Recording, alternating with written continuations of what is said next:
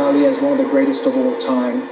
Not because I had the privilege of fighting him on 2 occasions, but because he's proved himself, in so many different fights, with the different ways he attacked the fight and how he approached it and so on. A final devastating flurry, and Moore goes down for the 3rd time. Rash and supremely confident, he changed boxing forever.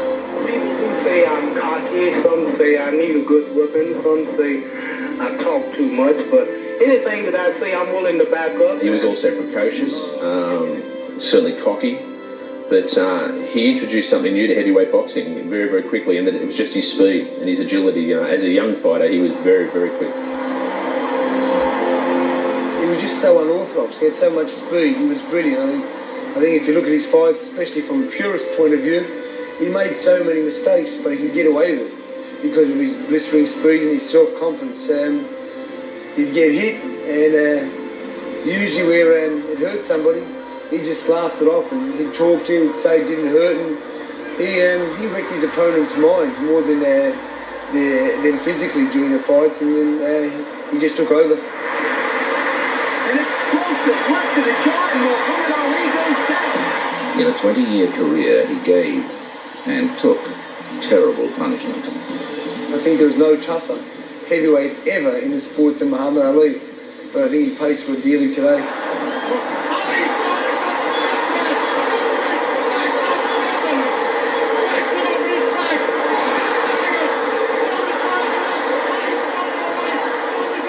Ali's flashy technique was also something that the boxing world had never seen before.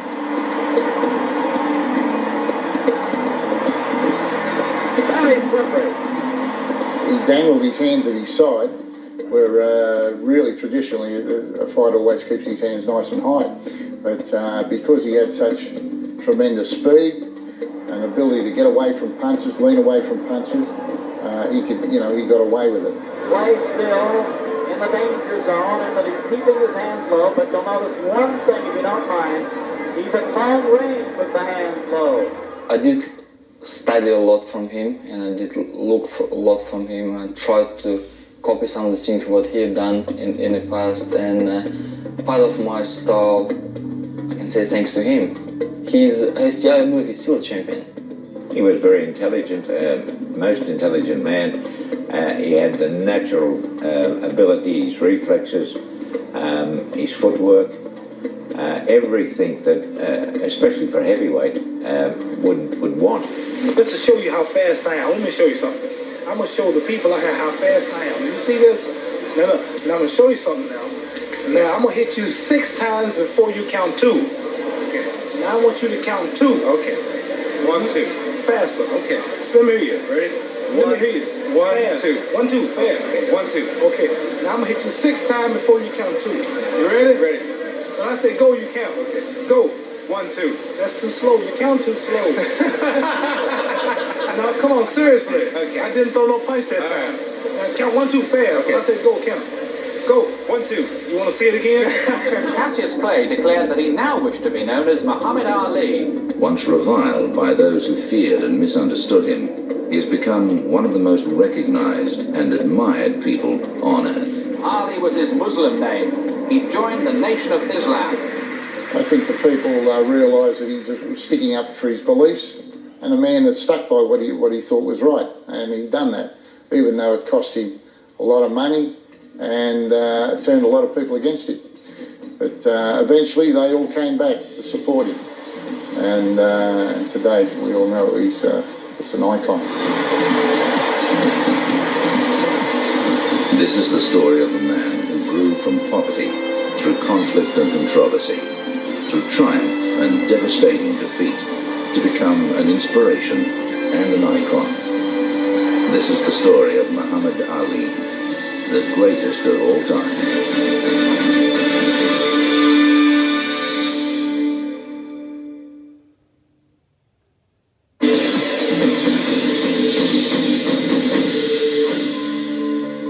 Born on January 17th, 1942, in segregated Louisville, Kentucky, Cassius Marcellus Clay was not at first a natural fighter.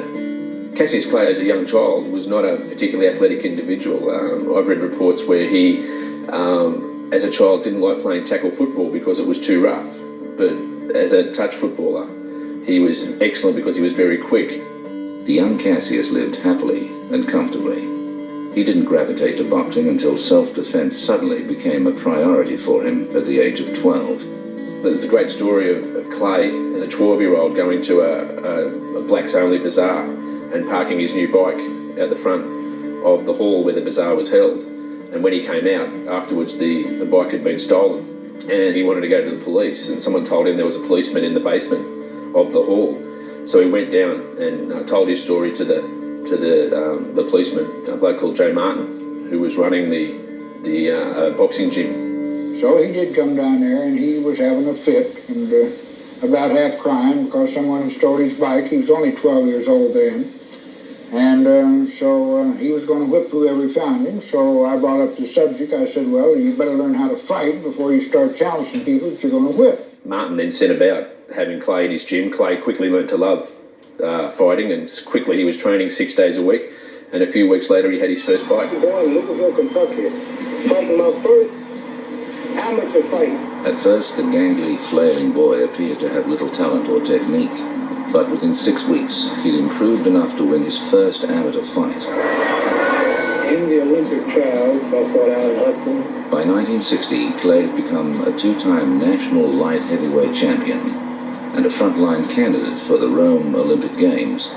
In the U.S. Olympic trials, he faced the hard-hitting Alan Hudson, who knocked him down with a vicious left hook in the first round.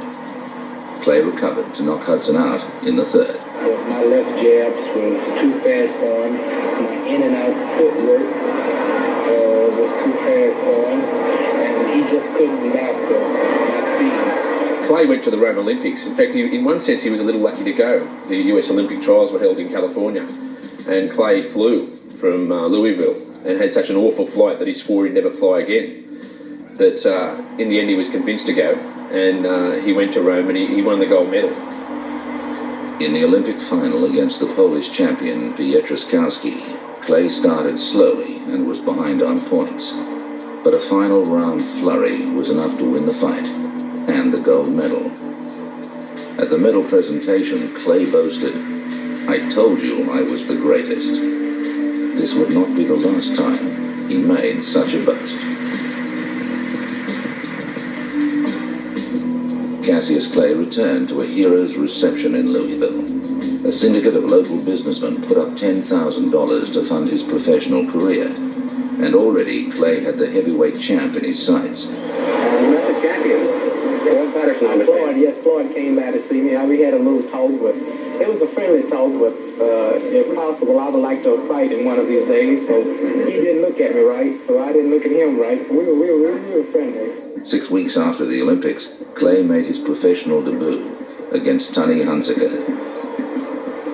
Tony Hunsaker was a journeyman, a boxer that wasn't an exceptional pro fighter. He was a policeman, but he was a pretty tough, durable guy. And the people that had Cassius Clay decided he would be the first opponent for Cassius. Cassius just had too much speed and too much of everything for Hunsaker, and easily defeated him in his pro debut. All Louisville boxing fans turned out to see their young Olympic gold medal winner. He did not disappoint anyone. Supremely confident, young Clay boxed smartly, easily winning his professional debut with a flashy, unanimous decision. Clay's backers, observing that he still had to learn, dispatched him first to the training camp of light heavyweight champion Archie Moore, then to the Miami gym of Angelo Dundee. And so began one of sport's most enduring and successful partnerships. He was the easiest to motivate. He was the easiest to get him to work. He loved to work. People didn't understand that. All that he did on the outside, he did twice as hard in the inside.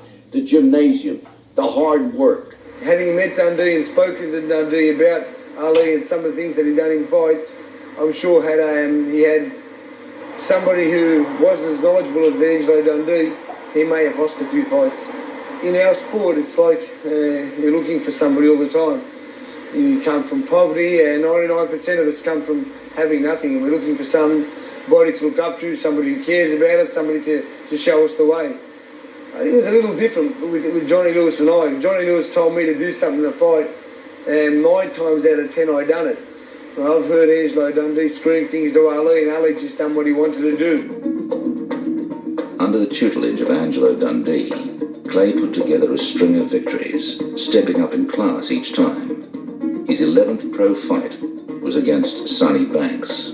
Cockily, Clay would predict the round that he would win in. And despite this knockdown against the big punching Banks, he got the forecast right, winning in the 4th.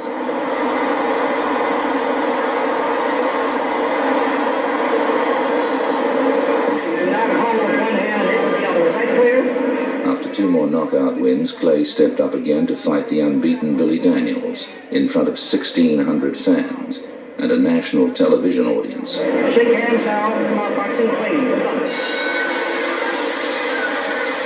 Clay, raw and inexperienced, would be tested by Daniels, who boasted 16 victories prior to this matchup. Billy Daniels, the black trump. Cassius Clay in white. Daniels, a good two-fisted battler. Figures to force the action. Billy Daniels proved himself to be a very good heavyweight, a very tall heavyweight, 6'4", a little bit taller than Cassius Clay. But Cassius, again, had too much of everything, too much hand speed, and just too smart for Billy Daniels. There's a no knockdown.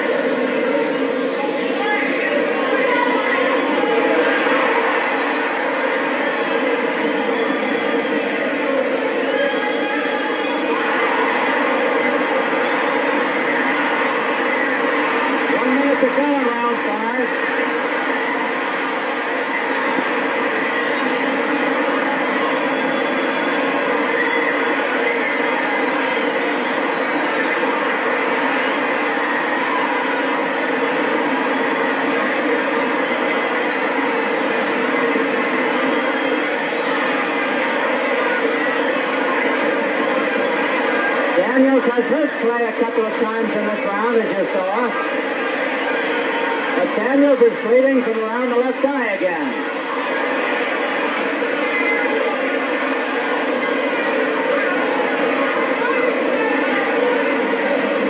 And now the blood is starting to bother Daniels. 10 seconds to go in round 5. Now hold everything, hold everything. Hold everything. There's the bell ending round 5.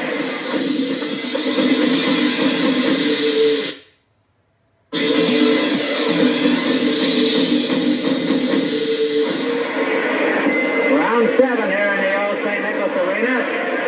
Cassius Clay of Louisville in the white trunks weighing 196. Billy Daniels of New York, the black trunks 189. Daniels was proving a difficult opponent for Clay.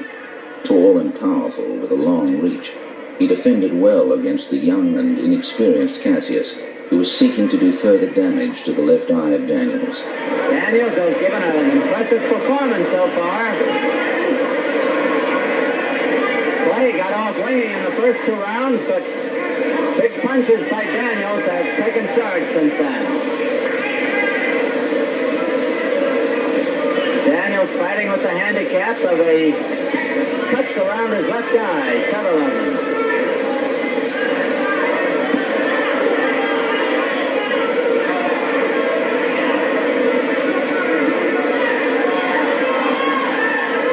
Both heavyweights undefeated.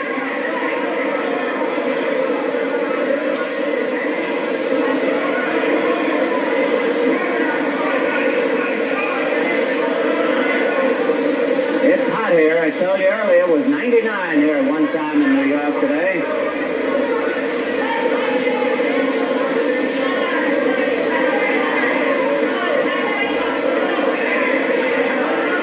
There have been no knockdowns.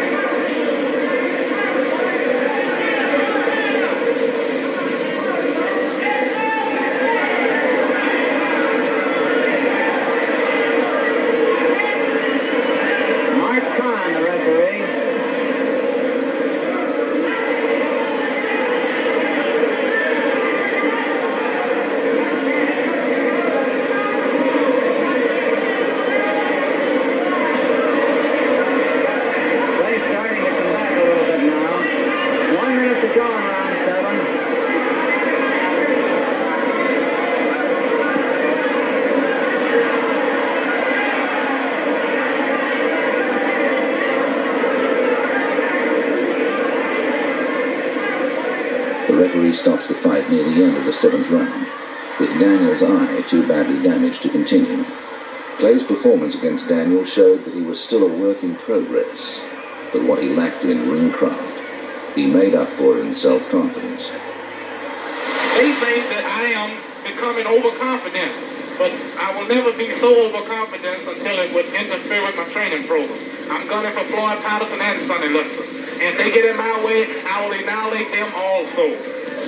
I'm only bold and cocky before and after fight. Let me see you close your mouth and just keep it closed. All right. Well, you know that's impossible. No, keep it closed. You know that's impossible. I'm the greatest. And I'm knocking out all bones. And if you get too small, I'll knock you out. Now close your mouth, but just let me see you keep it closed for 10 seconds. Well, that's impossible. You know that's impossible. Well, yes, I would love to break Floyd Patterson's record. As you know, today is a jet age. Everybody's trying to break records. Man says that he'll be on the moon by 1970. One man said that they're going to make cars that run by sunlight. Well, those are pretty game predictions. Well, I predicted I'd be the heavyweight champion by the time I'm 21. Clay also continued to make a habit of predicting the rounds in which he would beat his opponents. This brash behavior earned him the nickname the Louisville Lip. In his first 15 fights, he predicted the round the fight would finish it on 12 occasions. So he was just a guy that no one had seen any boxer like him previously. He's not only an outstanding boxer, but a great showman. I'm young, I'm handsome, I'm fast, I'm pretty, and can't possibly be beat. At a press conference one day, he saw the wrestler Gorgeous George saying he was going to kill his opponent, he was going to kill him, he was going to kill him. And Ali recalls that he wanted to see Gorgeous George fight, and he quickly assumed everyone else would want to see Gorgeous George fight as well. And sure enough, when he went to the fight, it was packed. And so Ali quickly concluded that, he said that he had always been a bit of a loudmouth, but from that date he was very much a loudmouth because that got people through the door. I'm out to break Floyd Patterson's record. And by this being my 20th birthday today, January the 17th, that leaves me exactly 1 year to reach my goal in order to win this championship. Clay would have his title shot, but not against Floyd Patterson. In September of that year, Patterson lost his title in a devastating one-round knockout at the hands of heavyweight boxing's new giant, Charles Sonny Liston. The Liston hook to the head is the first good punch of the fight.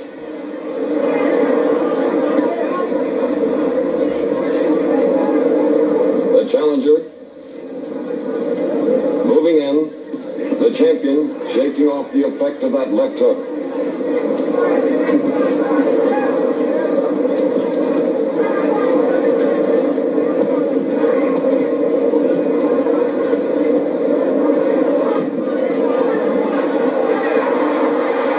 A left to grazing right and a solid left to the cheekbone dropped the champion.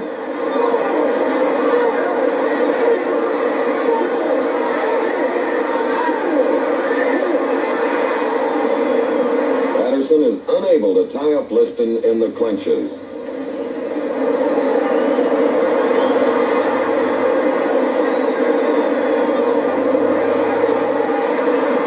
And now that final combination, the left, the grazing right, and then a solid left.